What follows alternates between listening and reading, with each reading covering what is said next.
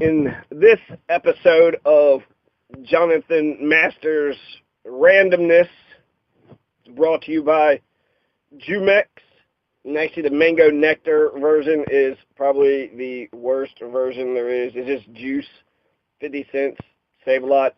It's delicious. They had this at in Haiti, and it's delicious. It's just drinking juice. Jumex actually didn't endorse, say that they're not actually a sponsor of the show, but it is brought to you by, because it's giving me energy, and so therefore, right? I mean, if it supports my body and my life, isn't it somehow sponsoring? Isn't it somehow like endorsing it? It's giving me the energy that I need in order to talk about Viktor Frankl. Okay, so the first minute I did spit out his name, Viktor Frankl. Viktor Emil Frankl. This guy is some sort of philosopher. He was brought to my attention by a William Glasser kind of guy. So if you know anything about William Glasser, he's the man who believes in choice theory. He's the one that believes in reality therapy. He's the one that says that there's no such thing as mental illness. 95% of that which people think is mental illness is really that person's inability to communicate with those that they love. And there's more, William Glasser is mind-blowing, okay? It's reality therapy, so it's immerse yourself in reality and understand what the hell is going on. Let's not dope everybody up, put everybody on Ritalin. Let's work out these issues and see what is at the source of, seemingly crazy behavior. Let's see what is at the heart of that crazy person's discontent. And Viktor Emil Frankl is an Austrian neurologist, psychiatrist, as well as a Holocaust survivor. So he was there, with World War II and in Nazi Germany in the concentration camps. He was the founder of logotherapy, which is a form of existential analysis, on and on, okay? There's only one really anecdote that was shared with me to this man, and I've listened to some other things, and he's a pretty interesting guy. But the William Glasser dude that I know out of Lexington, and he's the one that said this, told me about this anecdote. So this goes to the heart of what's the point of all this? What are we doing here? What's the meaning of life? And Viktor Frankl, he come to the conclusion of the meaning of life while he was in a Nazi concentration camp, while he was being tortured and abused. He was like, aha! And it's love. I'll go ahead and break it to you. So it's all about love. Okay? So I'll just read it verbatim, and this might be boring, but this is in Viktor Frankl's own words. We stumbled on in the darkness over big stones and through large puddles, especially the one road leading from the camp. The accompanying guards kept shouting at us and driving us with the butts of their rifles. Anyone with very sore feet supported himself on his neighbor's arm. Hardly a word was spoken. The icy wind did not encourage talk. Hiding his mouth behind his upturned collar, the man marching next to me whispered suddenly, if our wives could see us now. I do hope they are better off in their camps and don't know what is happening to us. And that brought thoughts of my own wife to mind as we stumbled on for miles, slipping on icy spots, supporting each other time and again, dragging one another up and onward. Nothing was said, but we both knew each of us was thinking of his wife. Occasionally, I looked at the sky where the stars were fading, and the pink light of the morning was beginning to spread behind a dark bank of clouds, but my mind clung to my wife's image, imagining it with an uncanny acuteness. I heard her answering me. I saw her smile, her frank and encouraging look. Real or not, her look was then more luminous than the sun, which was beginning to rise. His imagination, right? His imagined view of his wife's look, encouraging look, was better than the sun. A thought transfixed me. For the first time in my life, I saw the truth as it is set into song by so many poets, proclaimed as the final wisdom by so many thinkers. That truth, the truth, that love is the ultimate and highest goal to which man can aspire. Then I grasped the meaning of the greatest secret that human poetry and human thought and belief have to impart.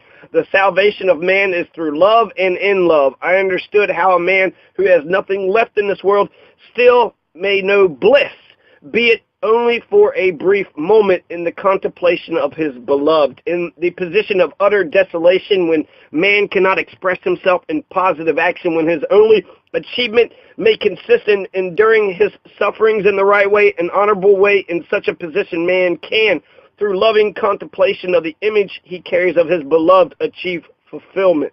For the first time in my life, I was able to understand the meaning of the words, "The angels are lost in perpetual contemplation of an infinite glory." So that's nice. That's interesting. It's all about love. I guess the first sort of problem that I already have with this, okay, Viktor Frankl is sitting there saying that the point of, all of life is all about love, and I agree with that. I think love is from, all the virtues come out of love. Love is the base. It's the foundation. And it's by our relationships that give life its meaning. So I understand the basis of it, but I'm thinking about from a woman's perspective. Men are very visual, and so he's thinking of, her smile and her frank and encouraging look. So clearly, right, she has to be somewhat attractive. So, attractive to him, right? He was clearly attracted. So I'm just wondering, is the same for women? Were there women in the camp who were sitting there being brutalized, and then the only thing that they thought of was their smile, their husband's smile, the man that they loved, and his, little quirks and, his ways. So, if that's the case, but I feel like it might be a little bit different. It's a little bit myopic, too.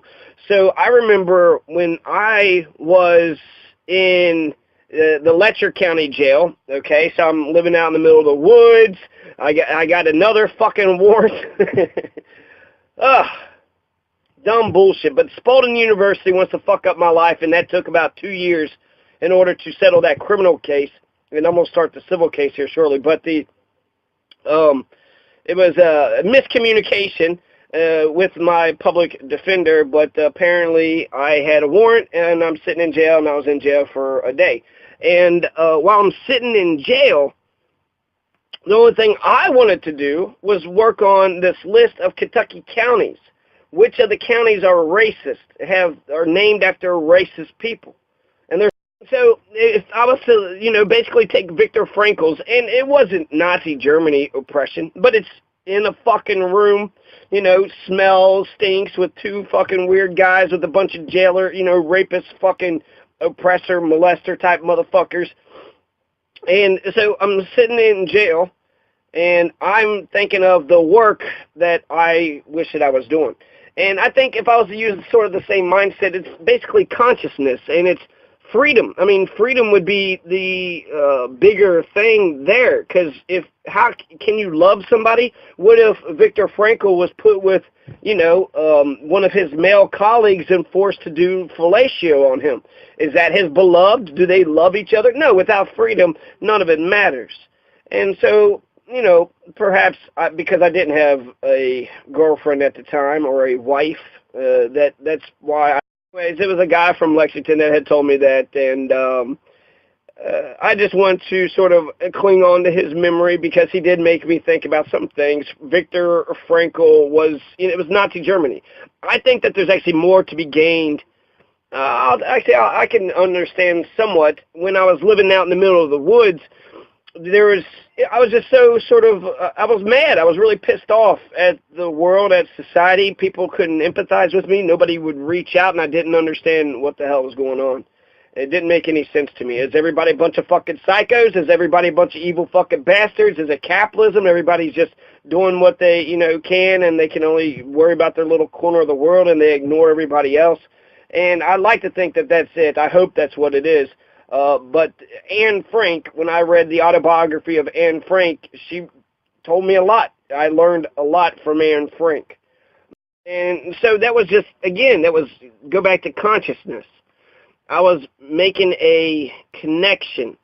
Her consciousness in the 1940s became my consciousness when I read it. And what I was struck with was just by her honesty. And she was a thinker. She was really smart. And she said a whole bunch of things, lots of criticisms kind of going here and there. But I think there's an overall consistency to it. But the love story was probably the most compelling thing, one of the most compelling things in her autobiography. It made it actually reading it like a movie. And so just she got Peter all stirred up, and then she started dating Peter. She actually was able to get Peter to kiss her. So she wanted Peter, and instead of going and say, hey, Peter, I want you, she was like, I'm going to get Peter to love me. And then once he did, he was boring. She didn't want it. And she did admit, too, also that her circumstances was leading her to be more introspective. So she's only been staring at the same four walls and the same 6 people, for a year or two. And, that definitely plays a part in her sort of analysis, because she would say when she was younger, she's going to school, she's popular, everybody, all the boys are wanting to be with her, all the girls are talking to her, but she admits that she was very superficial, she was very shallow. And that's remarkable. That's remarkable. If you were to go, in my younger years, if I was to encounter a mean girl and she was just shitty to me for no fucking reason whatsoever, I might have actually taken that to heart. But being, my adult self now, I know better. And there's good and bad of, every group. So, Viktor Frankl,